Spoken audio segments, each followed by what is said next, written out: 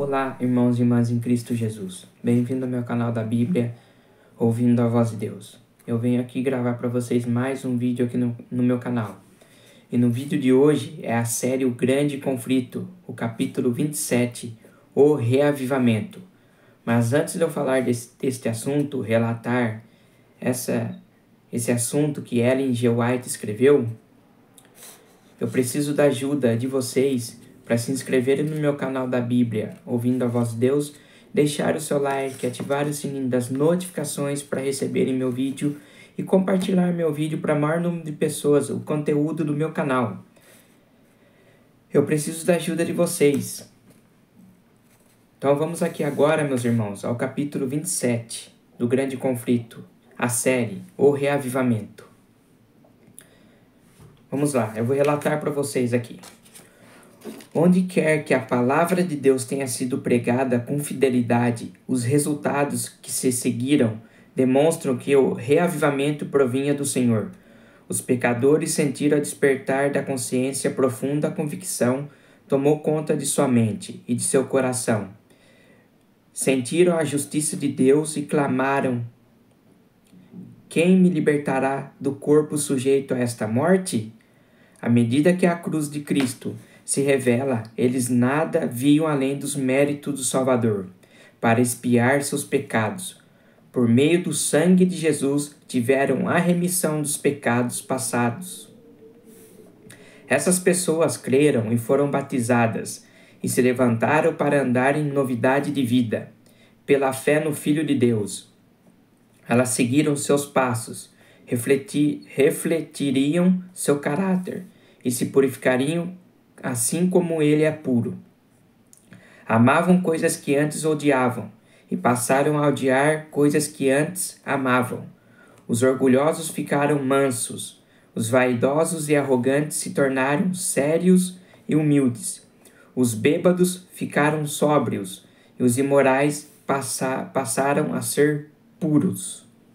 Os cristãos não buscavam o adorno exterior dos cabelos trançados e joias de ouro ou roupas finas, mas a beleza demonstrada num espírito dócil é tranquilo, o que é de grande valor para Deus.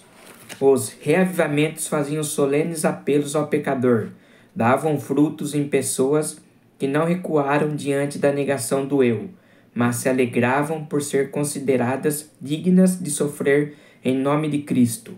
Os observadores eram capazes de ver uma transformação naqueles que decidiam seguir a Jesus. Resultados como esses costumavam a suceder períodos de despertamento religioso. Muitos reavivamentos modernos são bem diferentes desses. É verdade que várias pessoas alegam estar convertidas. O grande número entra para as igrejas. No entanto, as consequências não dão apoio à crença de que houve crescimento na vida espiritual real daqueles que aceitaram. A chama que queima por um pouco logo se extingue. Com grande frequência, os reavivamentos populares despertam as emoções, apelando para amor por algo novo e surpreendente. Quem se converte dessa maneira sente pouco desejo de ouvir a verdade bíblica, a menos que o culto religioso tenha algo de sensacional. Não atrai esses indivíduos. Para a pessoa convertida, o relacionamento com Deus e as coisas eternas são um grande assunto da vida. Onde está o espírito de consagração a Deus nas igrejas populares de hoje? Aqui está faltando o quê? Reavivamento dentro das igrejas.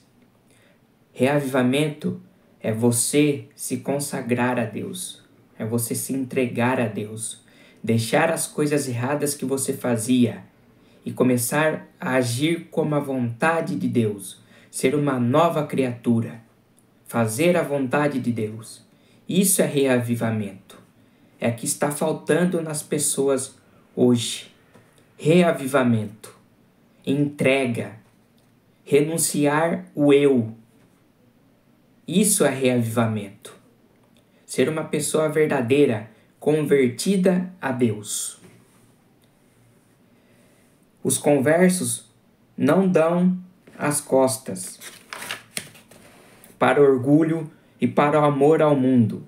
Não estão mais dispostos a negar o eu e seguir o manso e humilde Jesus do que antes de sua conversão.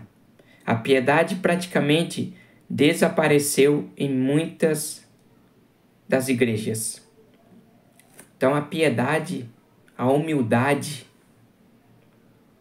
espírito manso, desapareceu em muitas igrejas. Não tem isso hoje mais em nenhuma igreja. Vai uma visita na igreja, cadê o irmão para receber essa visita? Conversar com essa visita? Não tem. Cadê a humildade? O espírito manso? Não tem dentro das igrejas hoje. A visita vai ficar lá isolada, parada. Ninguém vai lá conversar. Ninguém vai levar uma palavra para ela. Ninguém chama, vem aqui comigo, fica aqui comigo. A pessoa não se sente acolhida. Acolhimento falta dentro das igrejas hoje. Não tem reavivamento dentro das igrejas hoje. As igrejas estão mornas, estão frias, mornas e frias. Cadê a palavra de Deus sendo pregada dentro das igrejas hoje? Não tem. Os pastores não pregam mais a Bíblia. Ficam pregando o quê? Dinheiro. Cadê o reavivamento dentro das igrejas? Não tem. O genuíno e o falso. A despeito do declínio generalizado da fé, existem verdadeiros seguidores de Cristo nessas igrejas.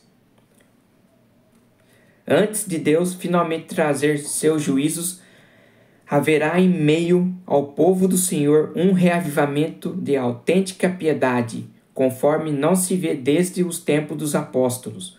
O Espírito de Deus será derramado. Muitos vão se separar das igrejas nos quais o amor a este mundo substituiu o amor a Deus e a sua palavra.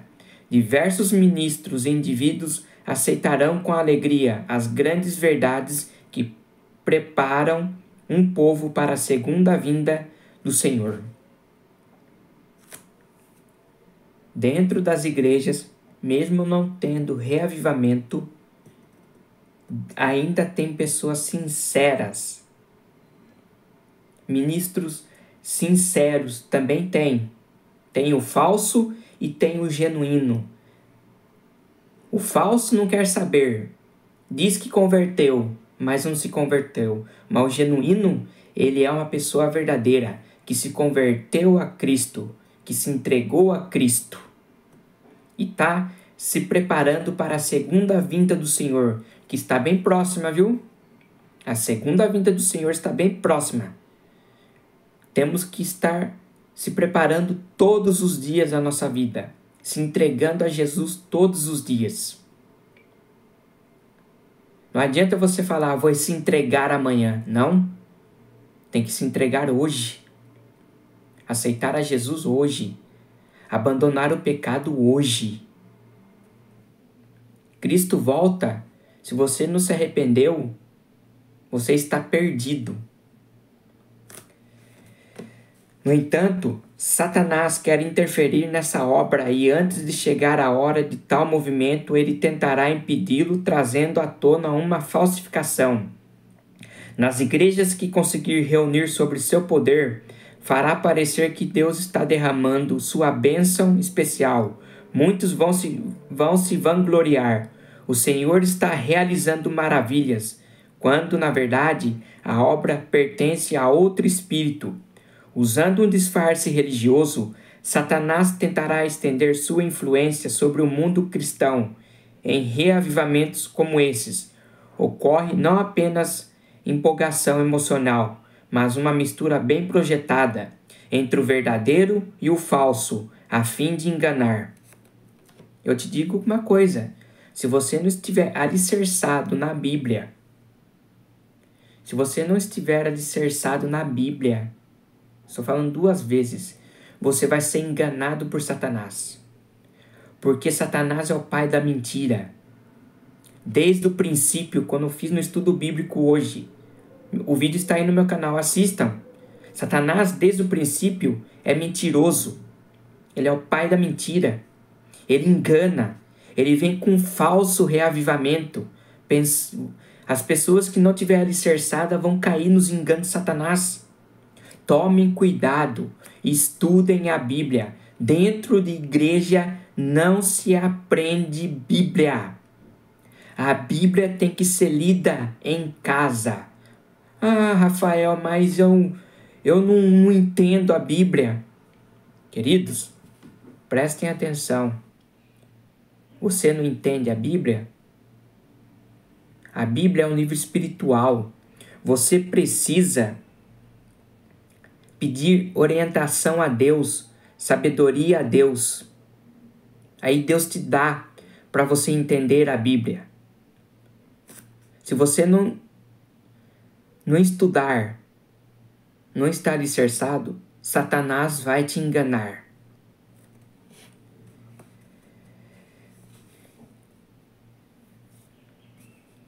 Usando o disfarce religioso, Satanás tentará estender sua influência sobre o mundo cristão. Em reavivamento como esses, ocorre não apenas empolgação emocional, mas uma mistura bem projetada entre o verdadeiro e o falso, a fim de enganar. Entretanto, à luz da palavra de Deus, não é difícil reconhecer a natureza de movimentos como esses, onde quer que as pessoas negligenciem as instruções da Bíblia, afastando-se das mensagens claras que provam o coração e exigem que neguem o eu e renunciem ao mundo, podemos ter a certeza de que Deus não está derramando sua bênção. É pela regra, vocês o reconhecerão por seus frutos. Fica claro que esses movimentos não são obra do Espírito de Deus. As verdades da palavra de Deus são um escudo contra os enganos de Satanás. A negligência dessas verdades abre as portas para males que hoje são disseminados pelo mundo. Em grande medida, as pessoas perderam de vista a importância da lei de Deus. Uma ideia errada sobre a lei divina tem levado a erros na conversão e na santificação, rebaixando o padrão da vida piedosa. Aqui então encontramos o motivo para a falta do Espírito de Deus nos reavivamentos da atualidade. A lei da liberdade. Muitos mestres religiosos afirmam que Cristo aboliu a lei. Muitos mestres religiosos hoje, pastores, falam que a lei de Deus, que Cristo aboliu a lei. Ah, você não precisa guardar a lei. Estamos na graça. Quantas vezes já ouvi isso? Quantas denominações eu frequentei, eu fui na Assembleia, eu fui nessas outras denominações que eu fui, que eu frequentei. Muitos pastores falam, nós estamos na graça, mas não estamos na graça. Então quer dizer que você está na graça e não precisa guardar a lei de Deus?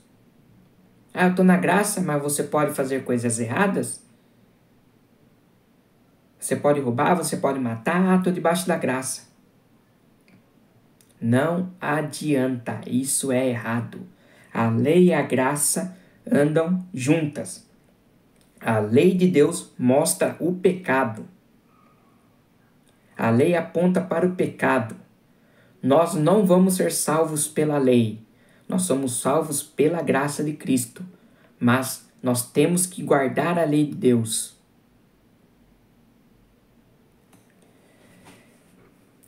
Por meio de sua morte, alguns dizem que ela era um jugo pesado, em contraste com o cativeiro da lei. Apresenta a liberdade que o Evangelho supostamente não faz desfrutar. Não era assim que os profetas e apóstolos vinham à santa lei de Deus.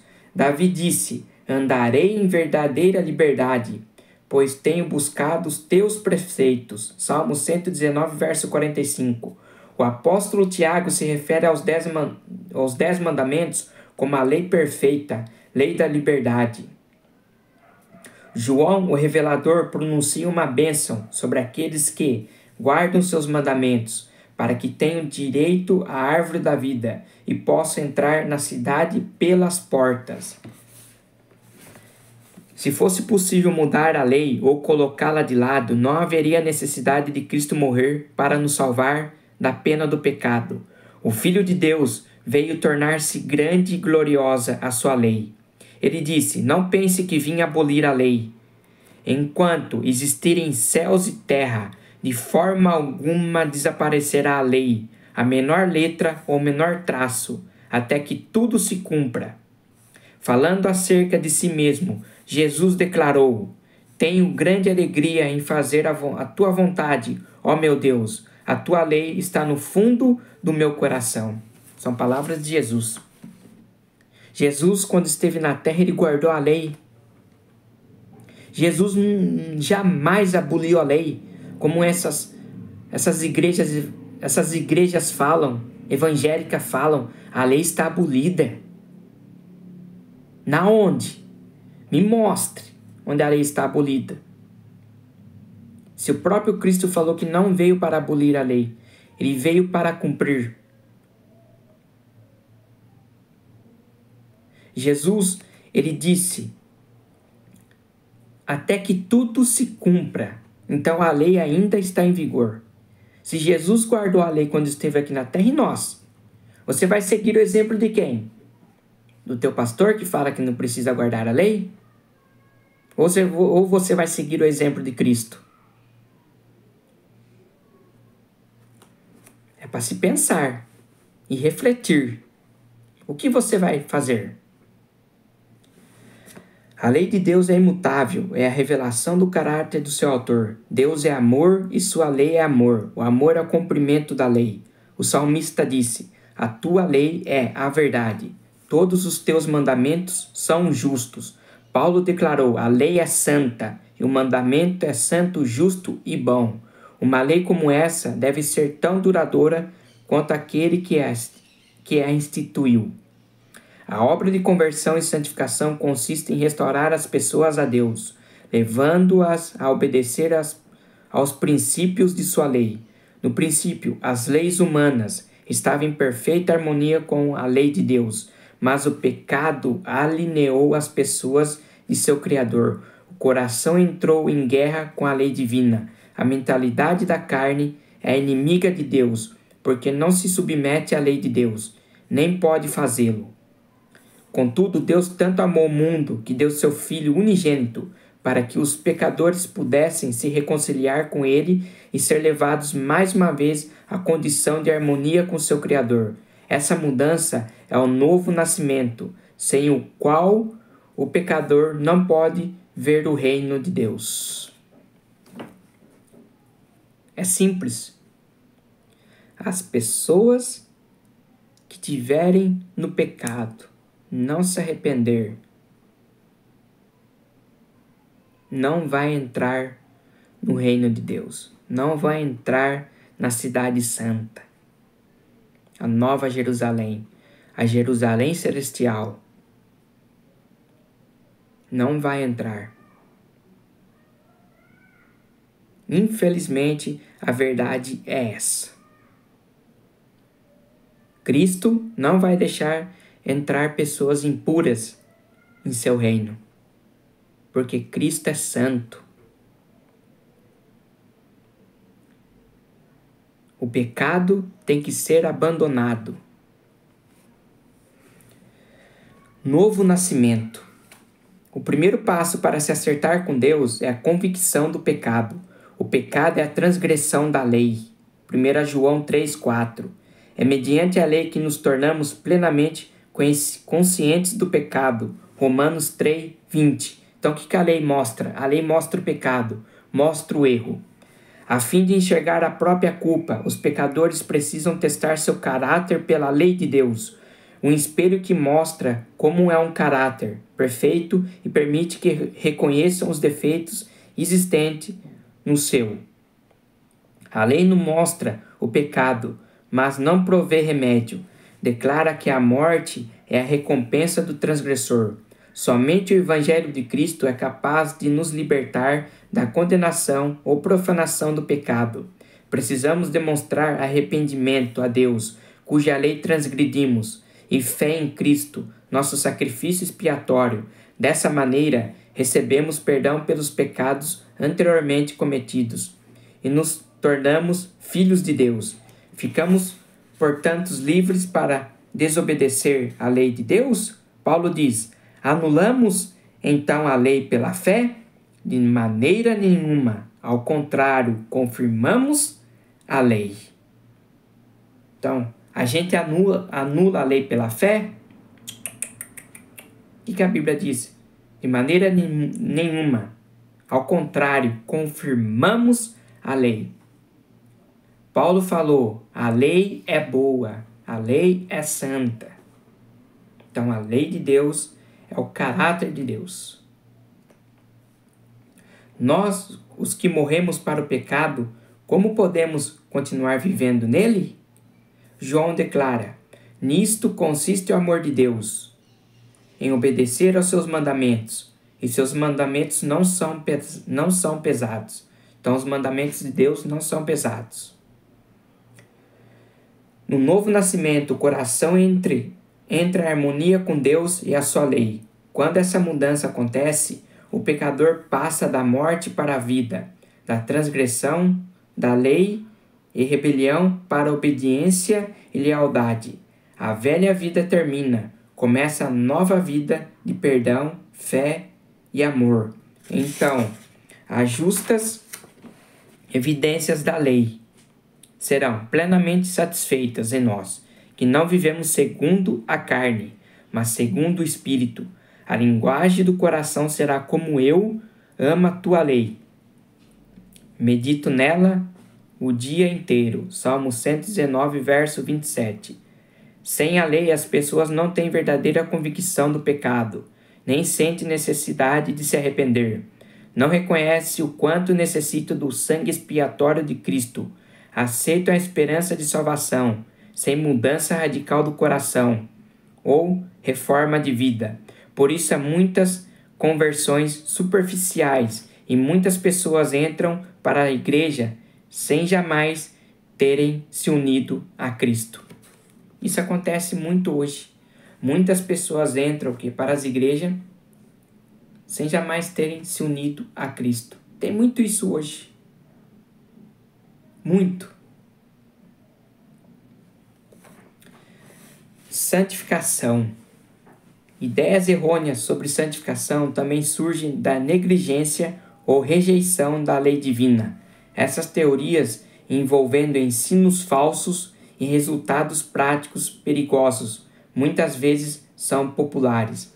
Paulo escreveu: a vontade de Deus é que vocês sejam santificados. A Bíblia ensina claramente o que é a santificação e como podemos alcançá-la. O Salvador orou por seus discípulos: santifica-os na verdade, a tua palavra é a verdade. O que é a palavra? A Bíblia. Santifica-os na verdade, a tua palavra é a verdade, a palavra de Deus. A Bíblia é a palavra de Deus. A Bíblia é a verdade. E Paulo ensinou que os fiéis deveriam ser santificados pelo Espírito Santo. Qual é a obra do Espírito Santo? Jesus disse aos discípulos: quando o Espírito da verdade vier, ele os guiará a toda a verdade. E o salmista declara: a tua lei é a verdade. Uma vez que o mandamento de Deus é santo, justo e bom, o caráter formado pela obediência a essa lei será santo. Cristo é o exemplo perfeito de um caráter assim. Ele declarou: tenho obedecido aos mandamentos de meu Pai. Sempre faço o que lhe agrada. Os seguidores de Cristo devem se tornar semelhantes a Ele. Pela graça de Deus, formar um caráter em harmonia com os princípios de sua santa lei. Essa é a santificação bíblica. Santificação bíblica que é obedecer os mandamentos de Deus. Obedecer os seus mandamentos, guardar os seus mandamentos. Jesus fez isso. Você vai seguir o exemplo de quem? De Jesus? Ou do seu pastor que fica falando que a lei é abolida? Para que lado você vai? De Jesus ou do seu pastor? Somente pela fé. Só temos condições de realizar essa obra pela fé em Cristo, pelo poder do Espírito de Deus que vive dentro de nós. Os cristãos sentem o pecado, tentá-los, mas estão em constante batalha contra ele. Necessitam do auxílio de Cristo para fazer isso. A fraqueza humana se une à força divina e a fé exclama: graças a Deus que nos dá a vitória por meio de nosso Senhor Jesus Cristo. A obra de santificação é progressiva. Quando o pecador encontra paz com Deus na conversão, a vida cristã acabou de começar. Ele então deve prosseguir até a perfeição, crescer até que todos cheguemos à medida da estatura completa de Cristo. Prossigo para o alvo, a fim de ganhar o prêmio do chamado celestial de Deus em Cristo Jesus. Aqueles que vivenciam a santificação bíblica são humildes, reconhecem quanto são indignos em contraste com a pureza e a perfeição de Deus. O profeta Daniel foi um exemplo de verdadeira santificação. Uma vez de alegar ser puro e santo, esse honrado homem de Deus se identificou com a situação realmente pecadora de Israel, enquanto suplicava diante do Senhor por seu povo. Aqueles que andam à sombra da cruz do Calvário não se exaltarão, nem farão declarações arrogantes de que estão livres do pecado. Sentem que foi seu pecado que causou a agonia que quebrantou o coração do Filho de Deus. E esse pensamento os leva à humildade profunda. Aqueles que vivem mais perto de Jesus compreendem com maior clareza o quanto a humanidade é frágil e pecadora, que sua única esperança está nos méritos de um Salvador crucificado e ressurreto. A santificação que agora ganha notoriedade no mundo religioso tem um espírito de exaltação pessoal e desconsideração pela lei de Deus, que identifica como alheia à Bíblia. Aqueles que ensinam, alegam que a santificação acontece instantaneamente e dessa maneira, por meio da fé somente, eles atingem santidade perfeita. Apenas creia, dizem eles, e a bênção será sua. Nenhum esforço adicional é exigido do recebedor. Ao mesmo tempo, negam a autoridade da lei de Deus, alegando que estão liberados de qualquer obrigação de guardar os mandamentos. É possível ser santo sem entrar em harmonia com os princípios que exprimem a natureza e a vontade do Senhor? A palavra de Deus testifica contra essa armadilha doutrinária de uma fé sem obras. Não é a fé que reivindica o favor de Deus, sem cumprir as condições por meio das quais ele concede misericórdia. É presunção. Que ninguém se engane, achando que pode se tornar santo enquanto viola deliberadamente um dos requisitos de Deus. O pecado conhecido silencia a voz de testemunho do Espírito e separa o coração de Deus. Embora João reflita tanto sobre o amor, ele não hesita em revelar o verdadeiro caráter daqueles que afirmam estar santificados, enquanto vivem em transgressão da lei de Deus. Aquele que diz, eu conheço, mas não obedece aos seus mandamentos, é mentiroso, e a verdade não está nele. Mas, se alguém obedecer a sua palavra, nele verdadeiramente o amor de Deus está aperfeiçoado. Esse é o teste da profissão de todos. Se as pessoas diminuem, menosprezam a lei de Deus, se quebram um desses mandamentos, ainda dos menores, e ensinam os outros a fazerem o mesmo, podemos saber que suas alegações não têm fundamentos. A declaração de não ter pecado é evidência de que a pessoa que fala isso está longe de ser santa. Esse indivíduo não possui um conceito verdadeiro da pureza e santidade infinita de Deus, nem de como o pecado é odioso e mau. Quanto mais a distância entre nós e Cristo, mais justos parecemos aos nossos olhos. Santificação autêntica. A santificação envolve o ser inteiro, espírito, alma e corpo. Os cristãos são chamados a apresentar o corpo em sacrifício vivo, santo e agradável a Deus. Toda prática que enfraquece a força física ou mental nos desprepara para o serviço ao nosso Criador. Aqueles que amam a Deus de todo o coração tentarão constantemente colocar toda a força de seu ser em harmonia com as leis que os tornam mais aptos a fazer a vontade do Senhor. Não enfraquecerão nem profanarão a oferta que apresentam ao seu Pai Celestial, condescendendo com apetites ou paixões.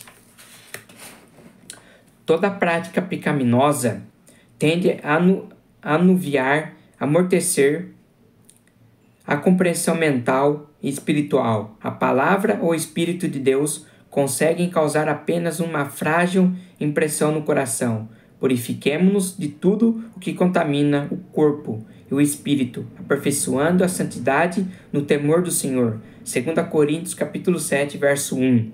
Quantos professos cristãos degradam sua humanidade semelhante a Deus por meio da glutonaria, da bebedeira de vinho e do prazer escondido, e com frequência a igreja encoraja o mal para encher sua tesouraria, quando o amor a Cristo é pequeno demais para fazê-lo. Se Jesus entrasse nas igrejas de hoje para ver as festas que acontecem em nome da religião, ele não expulsaria aqueles que profanam sua casa dessa maneira, assim como baniu os cambistas do templo. Acaso não sabe que o corpo de vocês é santuário do Espírito Santo que habita em vocês, que lhe foi dado por Deus, que vocês não são de si mesmos? Vocês foram comprados por alto preço. Portanto, glorifiquem a Deus com seu próprio corpo. Os cristãos cujo corpo é o templo do Espírito Santo não serão escravizados por um mau hábito. Seu poder pertence a Cristo. Sua propriedade é do Senhor. Como desperdiçariam esse tesouro que lhe foi confiado? Todos os anos, professos cristãos gastam imensas somas de dinheiro em prazeres prejudiciais, roubam a Deus nos dízimos e nas ofertas, enquanto consomem mais no altar da concupiscência destruidora do que dão para ajudar os pobres ou promover o Evangelho. Se todos que professam o nome de Cristo fossem santificados de verdade, doariam seu dinheiro com generosidade para o tesouro do Senhor, em vez de gastar com coisas desnecessárias e prejudiciais. Os cristãos deveriam dar exemplos de temperança e sacrifício pessoal. Então seriam a luz do mundo, a cobiça da carne, a cobiça dos olhos e a ostentação dos bens. Controlam a maioria das pessoas, mas os seguidores de Cristo recebem um chamado mais santo. Saiam do meio deles e separem-se, diz o Senhor. Não toquem em coisas impuras. Aqueles que cumprirem essas condições, Deus promete: eu lhes serei pai e vocês serão meus filhos e minhas filhas. Reavivamento verdadeiro. Cada passo de fé e obediência traz o crente para uma conexão mais próxima com a luz do mundo. Os raios brilhantes do sol, da justiça, resplandecem sobre os servos de Deus, e eles devem refletir seus raios. As estrelas nos revelam que há uma luz no céu, cuja glória as torna brilhantes. Da mesma forma, Cristo revela ao mundo que existe um Deus no trono, cujo caráter é digno de louvor e imitação. A santidade do caráter divino será visível em suas testemunhas. Por meio dos méritos de Cristo, temos acesso ao trono do poder infinito, aqueles que não poupou seu próprio Filho, mas o entregou por todos nós. como não nos dará juntamente com ele e de graça todas as coisas? Romanos 8,32. Jesus disse: se vocês, apesar de serem maus, sabem dar boas coisas aos seus filhos, quanto mais o Pai, que está nos céus, dará o Espírito Santo a quem o pedir. O que vocês pedirem em meu nome, eu farei. Peçam e receberão, para que a alegria de vocês seja completa. É privilégio de todos que vivam dessa maneira, receber a aprovação e a bênção de Deus. Não é da vontade de nosso Pai Celestial que sempre vivamos em condenação e trevas? Não é humildade verdadeira andarmos com a cabeça prostrada e o coração cheio de pensamentos acerca do eu? Podemos ir a Jesus e ser purificados e assim comparecer sem timidez nem remorso diante da lei. Por meio de Cristo, os filhos caídos de Adão se tornam filhos de Deus. Jesus não se envergonha de chamá-los irmãos. A alegria do Senhor os fortalecerá. Alegrem-se sempre. Orem continuamente. Deem graças em todas as circunstâncias, pois esta é a vontade de Deus para vocês em Cristo Jesus. Essas coisas são os frutos da conversão e santificação bíblica, somente porque as pessoas tratam os grandes princípios de justiça mostrados na lei com tamanha indiferença. O que esses frutos são tão raros?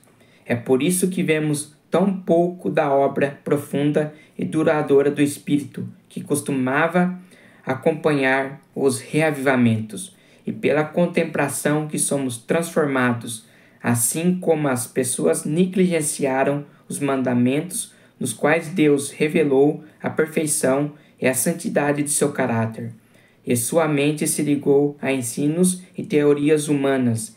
Um declínio do viver santo dentro da igreja foi a consequência. Somente quando a lei de Deus for restaurada à sua posição de direito, um reavivamento de fé, espiritualidade autêntico poderá acontecer no meio daqueles que dizem pertencer ao seu povo. Então esse foi o capítulo 27 do grande conflito, o reavivamento. Mais uma vez eu vou te falar, reavivamento é você abandonar o pecado, abandonar o erro, se converter a Jesus, se entregar a Jesus. Quando você se entrega a Jesus, Jesus purifica com seu sangue os seus pecados. Reavivamento é você deixar a este mundo. É santificação, deixar as coisas erradas deste mundo. O que você fazia antes, você não vai fazer mais, porque você se entregou a Jesus, você se converteu a Jesus. Isso é reavivamento, isso é santificação, abandonar as coisas erradas deste mundo. Que Deus abençoe vocês, que a graça do nosso Senhor Jesus Cristo esteja sempre em seus corações. E até meu próximo vídeo, que vocês tenham uma boa semana na presença de Deus.